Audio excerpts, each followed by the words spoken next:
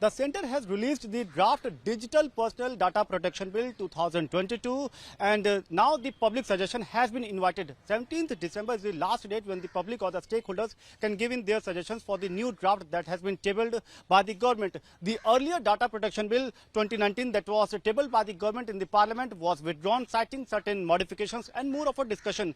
And now the new draft focuses more on the personal data. The right to the users have been given the right to give their consent, manage or even withdraw the consent that was given for the use of their data. So empowering the individual is one of the focus area of the new draft. In addition to this, the draft also suggests that government will form a panel to review the complaints and also the non-compliance of the law. So a panel will be formed for the same.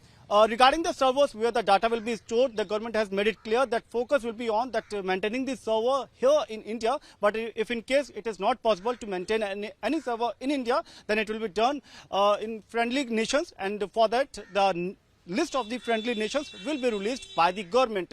So solely this new draft focuses on giving more power to the digital individual or empowering the individual. In addition to this, what we are also getting to know that draft also suggests that more of the central agencies, they might be a part of this new draft, or they might not be a part of this new draft under the new law, because this consent or this decision will be taken by the government based on the security parameters. So these are a couple of important pointers that has been kept in mind while releasing the new draft. And now 17th is the last day, 17th December is the last date when the public can give in their suggestions, and it is very likely that by December end or by January next year the government will release the final notification.